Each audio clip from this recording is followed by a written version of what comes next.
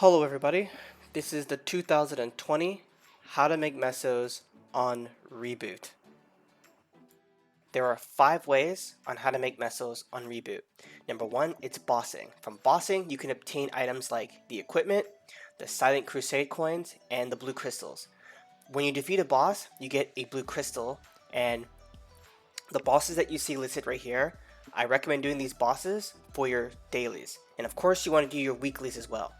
The reason why I listed these bosses instead of putting stuff like Pink Bean and Horntail, those bosses that I listed, they give you the most mesos from the blue crystals. Now, I don't know how much the crystals cost because that changes based on your level. It changes all the time every time you level up. So for me, I'm like mid level 200. So when I sell the coins, when I sell the blue crystals, I get about close to 8 mil. Okay, so it changes. It depends on the person. Okay, now the more people you have in your party, the less the crystals will cost. Okay, keep that in mind. So if you want to make the most, do everything solo. Okay. Yeah, so what you want to do with the crystals, you want to go to the free market and you want to sell it to the collector. And the collector, you're able to sell these about 60 of these a week.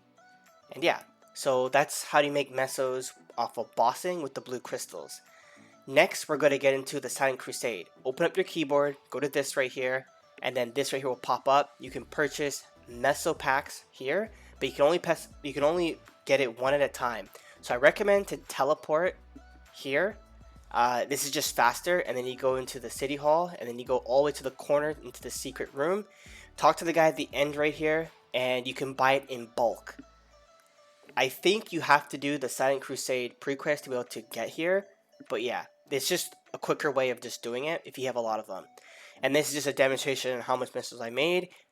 It's random. It really depends. It's random. It's kind of like pocket change, kind of. Okay, the next one is item extraction. You can from extracting items that are level 130 and above, you can get an item called the Philosopher's Stone, which you can see right here. It's like a blue, yellowish, rainbowish stone. That sells for about 300k.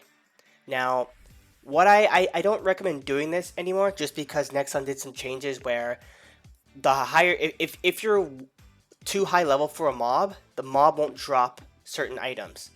So I feel like this technique is not as effective because I used to do this with in the goblin house, the 140 goblin house area, and it was effective, but now it's not as effective. So what I recommend doing now is to just sell the equipment in the shop. I think that's more effective in my opinion because it is random. It's not like you're gonna get a philosopher's sword every time. Okay, next one is Ursus. Ursus, you're able to do Ursus 3 times a day. And of course, the higher the level you are, the more mesos you're going to make. Okay, so let's say if you're low level 200s to high level 200s, you should be making about 80 to 100 mil with all 3 runs. All right, so this is me doing Ursus. Now, there's things that you can get like rank S, even double rank S, and triple rank S. To be able to get a higher rank, I think it's kind of like random. It's really hard, but I noticed that if you avoid getting hit or dealing the most damage or healing, rescuing people, catching people, getting the last hit, I think sometimes when people DC as well, and I'm sure there's other ways of getting rank S, but doing all those stuff can really help getting a higher rank, so you would be able to make more mesos. There's also a certain time of the day that you want to do this because you will get more mesos. I think it's like double the amount. But yeah. So that's it right there, and this is a screenshot of me getting triple rank S, which I got really lucky. Okay, next one. The next one is the Maple Tour event. I'm not going to explain too much about this because I feel like people already know, but pretty much the Maple Tour, you're able to go to the Maple Tour about 7 times a day. You get 2 free entrants, and the way it works is that every time you do a run, you get a coin, and you also get you make a certain amount of mesos.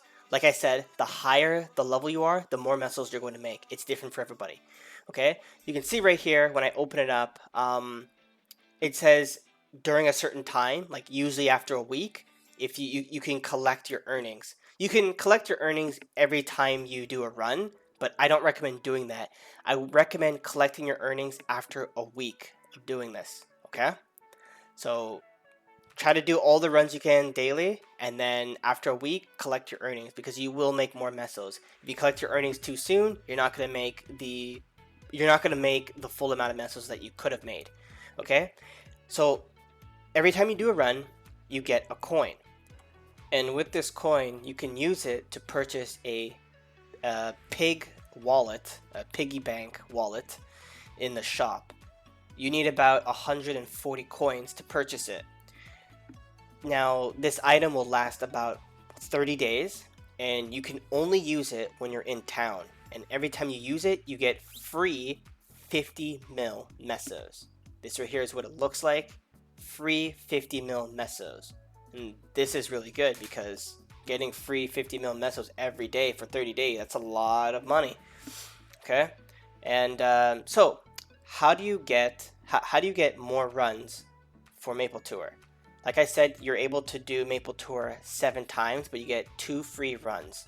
So what you want to do is you want to go on a non-reboot character. Like, this is a reboot video, but what you want to do, you want to go on a non-reboot character, and you want to go to the cash shop, and in the cash shop there is Maple points that you can purchase with NX, or you can go to the free market and you can purchase Maple points with mesos. Okay, Maple points are shared through the whole entire account. So you going on a non-reboot character, go on a non-reboot character and purchase Maple points, then go back on your reboot character and you'll have the Maple points there. Okay, you go to the free market and there should be a lady with like 3 different TVs. You go to her and then you buy the Maple points using mesos. You won't get the Maple points right away. I think it takes a while. I don't really know exactly how it works. I did it a couple times. I can't really remember. I think it took me like a day, because that's the last time I waited pretty long to check it. But yeah. So non-reboot character, cash shop, you can purchase Maple points with NX. And then there is the free market. You can go there and you can purchase Maple points with mesos. Okay, next. Now we're going to talk about farming farming on mobs, and we're also going to talk about characters you should be using and Kannas as well. Okay, so before we get into farming, I'm going to share with you guys some tools that you could use to maximize the amount of mesos that you will be making. So first, go to the cash shop and go here, then go here, and we have coupons. You're given a certain amount of coupons every single month, okay? So make use of this. In my opinion, I think that they should actually delete the coupons and delete cash in, and for all the maps in the game, increase the amount of mobs that spawn on the map. That's just me though. But yeah, get the coupons, then come to this guy right here. He's located in pretty much like almost all the maps in the town, and he'll hook you up with coupons like meso obtain and drop rate. Okay, now keep an eye out for events, because events will definitely help you make more, because sometimes they have like 2 times drop, and XP stuff too as well. I want to talk about leveling as well, because leveling ties into making more mesos. The higher the level you are, the more mesos you will make. For example, when you sell the blue crystals from the boss, or Ursus, or Maple Tour, you will be making more mesos. So I will be talking about a little bit of leveling too as well. But yeah, okay.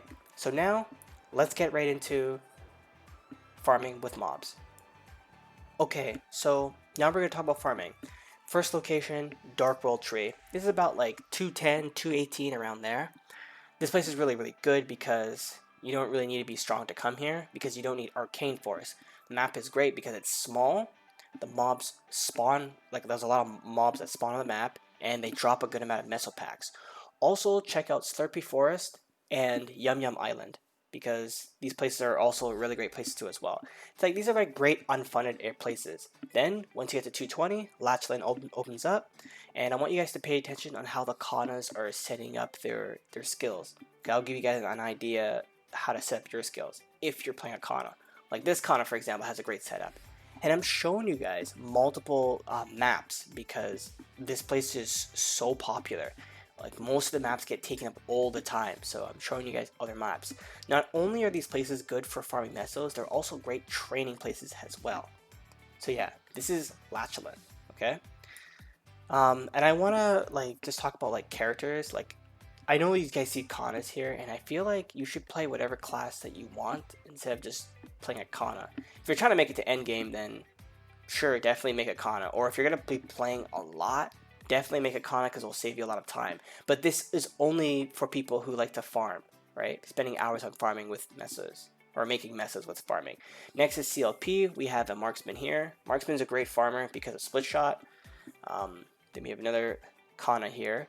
This place right here in CLP is great because the map is very, very small. So you can imagine how good this is for a lot of classes. We have a Demon Slayer here. Look how he's farming. He's just killing everything off the map. It's crazy, right? So Demon Slayers are really great too at farming. We have a Nightwalker here. Amazing. Hey, look at this, you guys. See, you don't need a Kanna. But yeah, that's CLP. Next location is Reverse City. Probably should talk about this earlier. But yeah, Reverse City is a great place. Honestly, this video should have been done like 5 months ago. But yeah, Reverse City is another place too as well. Not gonna get too much into that. Okay, so when it comes to maps, the smaller maps would benefit a lot of the characters in the game that aren't good at farming because there's less movement, especially if there's not that many platforms. So if you're a class that isn't good at farming, smaller maps is where you should be training.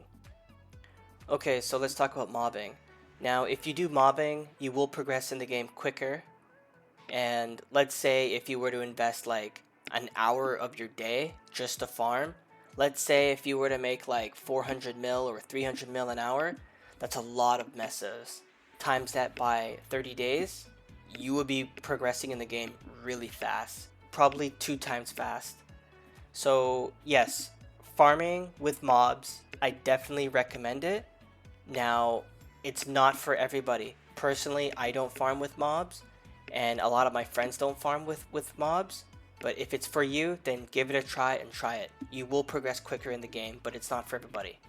I don't like farming with mobs, so I choose to do the other stuff that I mentioned in this video. So that's how I make my mesos. For me to make more mesos, I would have to invest on farming. You know, I don't want to put my time into farming because this is boring for me. But if it's for you, then give it a try. Okay, so now let's talk about Kannas. So for Kannas, if you want to progress quicker, I would say make a Kanna, but only because of Keshin. Because Keshin is used to to make more mobs spawn in the map. That's what it's used for. You have totems, but totems, you're only given a certain amount of totems a month. There's a lot of great classes in the game that can farm very effectively, but none of those classes can decrease the spawn rate to get more mobs to spawn on the map. So that's why the Kanna is really good. But, you know, you can rely on your totem coupons, but if you don't have any of those, then yeah, it's gonna be rough. So that's why a lot of people play Kannas, because they have like a built-in totem. So that's why they're really good. Personally, me, when I do farm, I don't farm for mobs, but when I do, I use my main character. I use my paladin, and I use a totem. And I don't farm with mobs that often, so I don't really run out of totems. But yeah, it's not for everybody, like I said before. But yeah, Kannas are definitely a great class, but I don't think you need to make it. I don't think you should be forced to make a Kanna, but if you do want to progress quicker, then yeah, definitely give a Kanna a try. And you know what? The class, it's not a bad class. You might even like it as well. Okay, so let's talk about the Kanna. I feel like a lot of people are doing it wrong. Now, this is for people who are not maining the Kanna. This is for people who are using Kanna just to make mesos. I think you guys are doing it wrong because I think you guys are spending too much time on the Kanna to the point where the Kanna is like your main, even though it's not your main. And for some reason, I keep seeing people getting boss damage on the Kanna. That doesn't make any sense when you're a farmer. Okay, so what I think you should do with the Kanna at the start, like invest the mesos on making, on like, you know, cubing the Kanna, getting a lot of damage, right? But keep in mind that range is not a good indication of how strong a class is because we have things like boost nodes. But yeah, invest some mesos to get like strong, like more damage, and then focus on leveling. I think once you get to 220, I think that's a good level because you can go to Lachlan. And I also don't think you need to go to CLP. I don't think you need to go to CLP. And the monsters are really strong there. But yeah, focus once you get to Lachlan, I think you're in a good spot. And then focus on getting Arcane Force and drop rate. Drop rate keeps getting nerfed, but try to get a lot of drop rate because drop rate will help you get stronger because with drop rate, you'll be able to get more node stones. And more node stones mean more boost nodes. And boost nodes mean more damage on your skills because final attack is OP. And then in the hyper stats, try to get max crit and then focus on getting crit damage and damage percent. And of course, like a magic attack and stuff like that. Um, but yeah, that in my opinion, I think you would be really powerful on your Kanna doing that. And then all of the messes that you make, you put that on your main. That's what I feel like people should be doing. But for some reason, people are playing the Kanna so much to where they have like they have all their Absolab gear. You don't even need that stuff. Seriously, you don't even need that stuff. The Absolab gear, they're playing the class too damn much. And I feel like you're just wasting your time there. I think you're putting too much hours into a class that's not your main, and I think you should put that time on your actual main. That's just my opinion, though. I'm not saying it's right or wrong. That's just what I think people should be doing with the class. Personally, I don't actually main. I don't play the Kanna at all. But yeah. Okay, so that's pretty much it, and I'll see you guys in the next one.